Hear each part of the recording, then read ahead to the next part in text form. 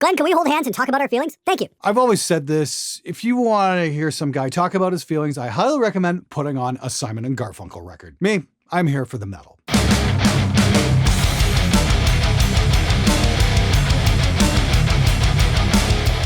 Hey everybody, it's episode number 277 of SMG Viewers Comments, my weekly show where I try and answer your comments and questions to the best of my ability. If you've got an awesome comment, you got a great question you think people will learn from, I'll be more than happy to put it on the show. Please leave a comment below. Keep those comments coming. Keep episode suggestions coming because I love hearing from you guys and I love integrating that into the show just to keep things rolling. And as always, before we get going, if you could do me the favor and hit the subscribe button, that would be a gigantic help into moving the show along. Things are coming along quite nicely on Oldies But Baddies as well. As it stands right now at the time of shooting, I've got about 10,000 subscribers left to gain. So yeah, every last person counts. Every last person means something. So please hit that button. Anyway, let's get right to it. Hey Glenn, I was wondering if you chose to become a producer because it found it to be more fun than making/playing music or because you didn't have the talent to play. My first time sitting behind a mixing desk was, 1991 at Sheridan College in Oakville, Ontario. I was taking the media arts program there and I wanted to do music videos and I got to sit behind the desk and mix a song and I really enjoyed it. I really enjoyed working with the musicians and whatnot, so much so that I tended to like it more than playing guitar. I've played guitar since 1985 and, I'm never going to be a major shredder. That's fine. I'm perfectly okay with that. But I really love making records. I get great joy from it. For the amount I bitch and complain about working with musicians who don't fucking prepare, when that one band walks through the door and everything clicks, it is just amazing. It's an absolute pleasure to do it. I can't think of anything, well, almost anything, as fun as making an awesome record with awesome musicians because it just absolutely rules. Thing is, all bands have to do is just prepare.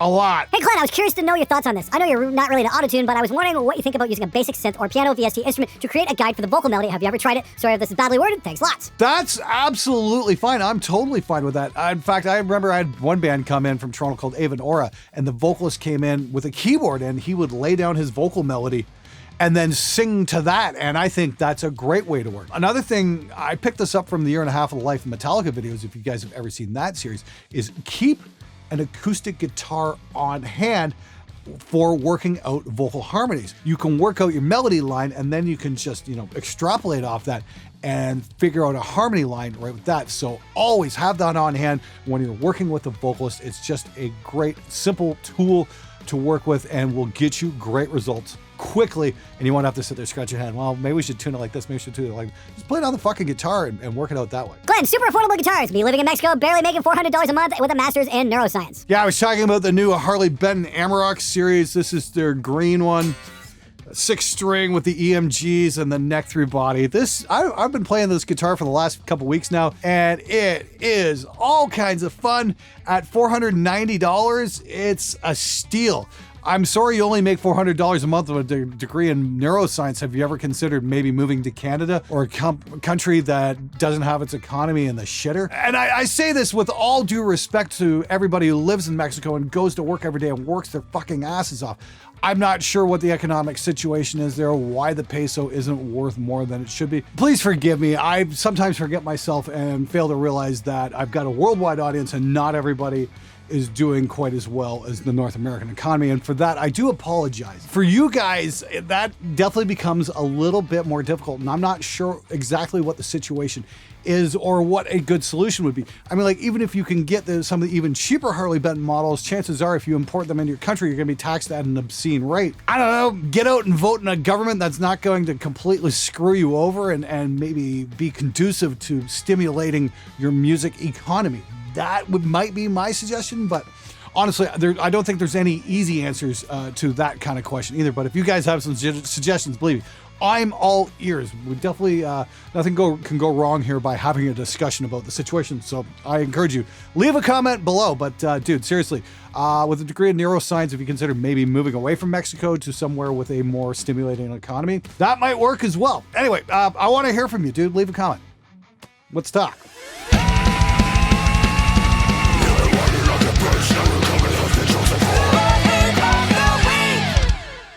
This video didn't age well. What a clueless POS! Oh, AxeFx versus the real deal. That was one of my earliest ones. That's going way back to 2014. How did it not age well? Have sound guys at bars gotten suddenly smarter and know how to do monitor mixes correctly? That was one of my big problems. And it wasn't like I just pulled that out of my ass. I was from going to shows and watching my friends, try and fail to explain to sound guys, hey, I don't need to bring a cabinet, just hook this into the PA and away I go. And sound guys go, huh? And then that was the thing. The first half hour of every Perpetuate show was the audience looking at Jamie, the guitar player's ass as he's on his knees trying to hook this fucking thing up and show the sound guy how to hook it up. So that part of the story still stands. I will say this, though, in the 6 years since that video has come, is VSTs have definitely come a very, very long way. There are some really outstanding amp sims out there these days that might give the mighty AxeFx a run for its money. In fact, I really want to get my hands on an AxeFx 3 and put it to the test and see what it can do. I'd love to buy one. The trick is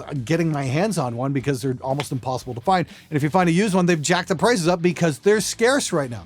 Now, I understand it, 2020 being what it is, manufacturing has been slowed down in a lot of situations and people are having a hard time getting parts. I was talking to an amp manufacturer yesterday and he was saying, they had to go find a new source for transformers because the company they had contracted to build for them has shut down because of complications due to COVID. They couldn't stay in business. So everybody's kind of hurting right now, but if anybody knows anybody at the AxeFx company, I would love to check it out.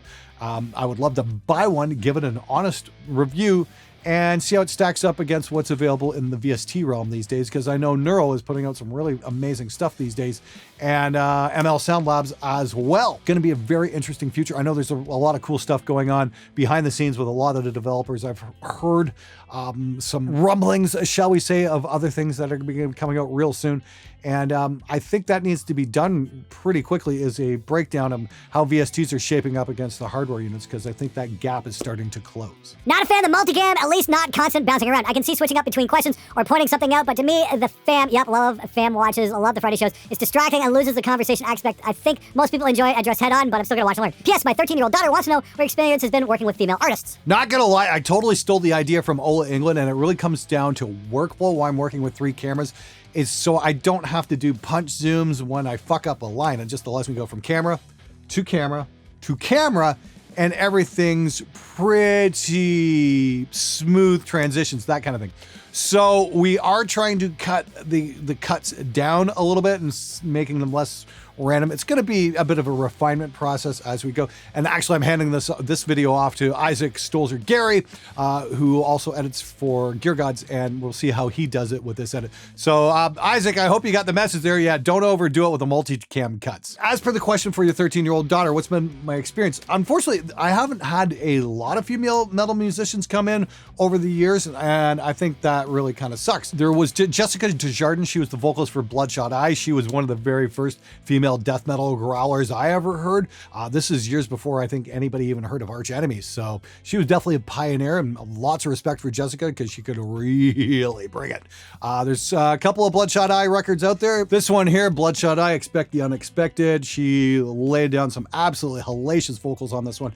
I tracked and edited this one, and this was mixed by the Cataclysm guys, and this one turned out pretty well. There was Kim McInnes from Perpetuate, great vocalist, great keyboard player. There's a video out there for the song called Above and Beyond. I tracked, mixed, and did the music video for that as well. Female musician, male musician, I really don't care. You come in the door, just make sure you practice and give it everything you got when you do. That's what really matters.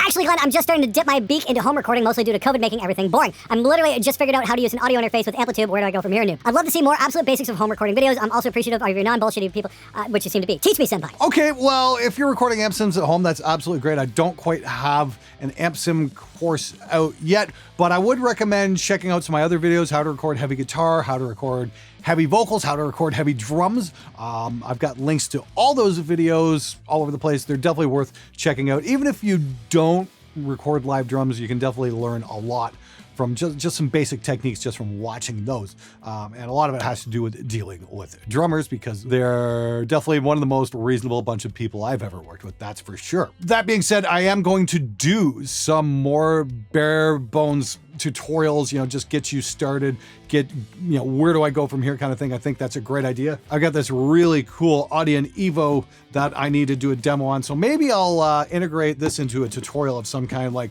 hey, how do I hook this thing up and track my guitars? That kind of stuff. For the beginner guys out there, if you want to see something like that, let me know. Leave a comment. I'll always love hearing from you guys. Hi Glenn, what about some SMG pedals for bass? For example, compressor with the name Bassist Strangler. I think that's a fantastic idea. Actually, I've been kicking around the idea for a bass pedal and calling it the rule number 2. What would you guys think about that? Actually, what would you guys think if I did an SMG bass pedal? Kind of like a distortion EQ kind of thing like we've seen in some other pedals out on the market. What would you guys be interested in that? Or more importantly, would you guys be interested in purchasing something like that?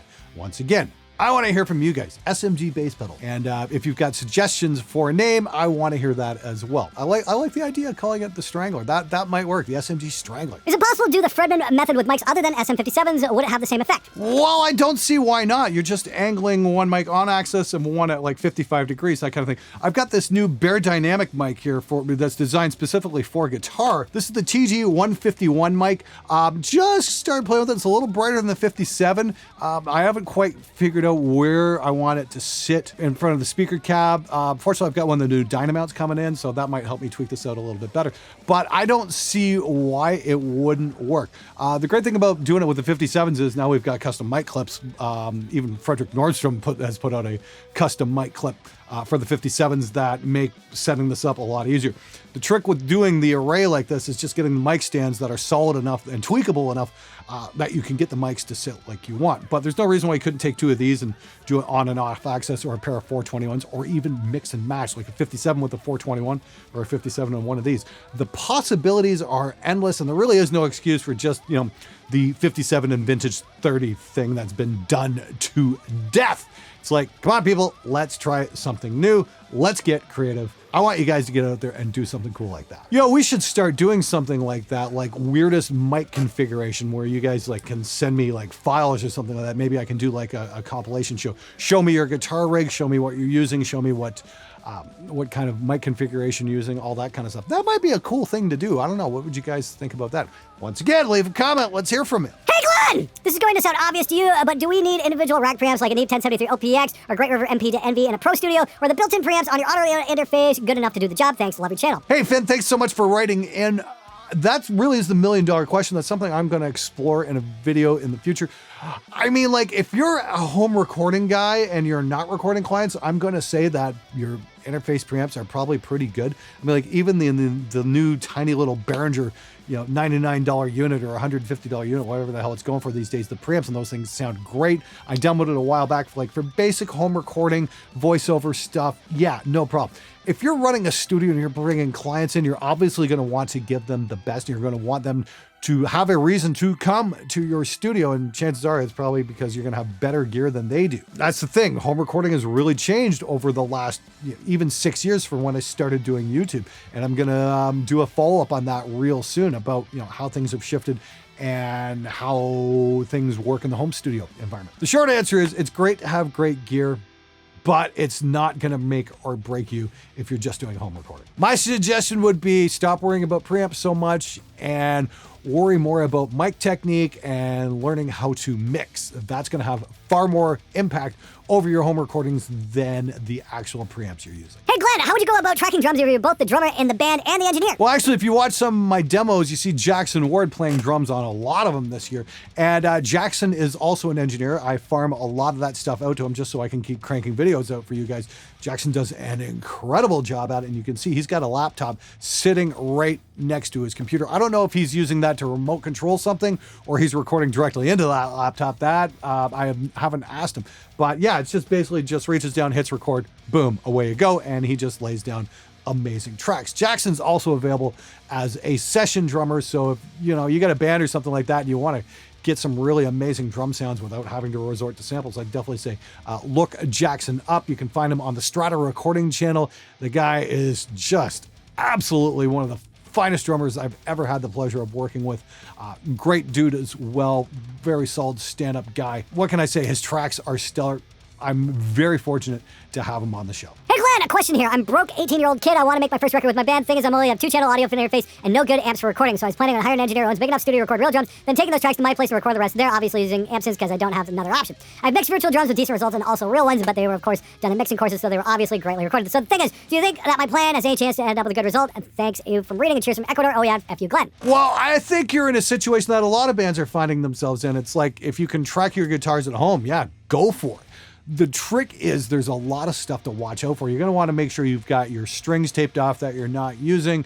You're going to want to make sure you don't have any electrical interference. You need to listen for that kind of stuff. Now that's got me thinking I need to do a tutorial video how to prep yourself for home recording your guitars, especially if you're hiring another studio. Ultimately though, if you're recording with real drums, you're probably going to want to hire somebody to mix it for you. The final result anyway, maybe go back to that studio after you've tracked your drums and say, okay, can you mix this for me? Because if you've never mixed a live kit before, it can be a little bit tricky. There's a lot of stuff to learn. It's not just, throw the faders up and away we go. I try and help out on the show as much as I can. Hopefully you guys are getting some use out of it, but I would definitely recommend possibly going back. Just keep in mind, before you hit that record button on your guitars, there are a lot of things you need to have right. Like you need the proper cable on your guitar. You want to make sure there's no electrical issues. You want to make sure there's no buzzes, any of that crap. And make sure your strings that you're not playing aren't flapping in the breeze out of key, that sort of thing. I did a record with a band from Italy there a couple of years ago called Krieg. This album was called Humans Need War. And I remember rejecting about maybe half to 3/4 of the rhythm guitar tracks because there was a string that was just flapping in the breeze and it was overpowering everything else.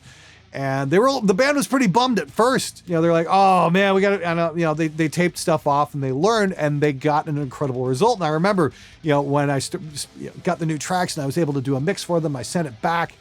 And the comment I got back from the singer was, wow, I heard what you did and I just about wet myself. So I guess I got it right. Anyway, yes. Trick is do your homework before I hit that record button. It's going to make your life a whole lot easier.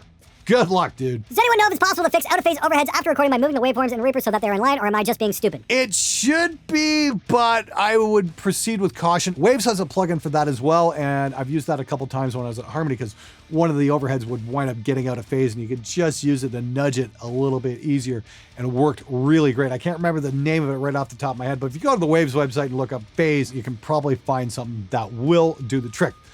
Good luck to you, dude. Yeah, things can be fixed. The real trick is make sure you get it right on the way in. That's the important part. Oh, for fuck's sake. Try being a database systems developer and producing a computer system when the client has no idea what they want until you give them they ask for that and redo the entire lot again. Try cleaning up an information disaster while suspecting you have been used and hired basically as a scapegoat in a critical information project where errors and it seems some information accuracy is actually protected by law can lead to a long prison sentence. Dude, we all have problems. Yours are a lot easier to deal with than many. Spoken by a guy who obviously has never tried recording a bass guitar player. Every time you bust a myth, a bass player tries harder. Just kidding. Miracles don't go that far. Awesome, dude. Thanks so much for writing that. That kind of made my day. Anyway, everybody, thank you so much for watching. Thanks for hitting that subscribe button, all that stuff. You got ideas for shows, you got comments, you got suggestions for future episodes or tutorials. I want to hear from you. Leave a comment below and make sure you hit the subscribe button, all that good stuff. And until next time, if you're recording at home, just remember, do the absolute best you can all the time. Don't half-ass it. Good luck.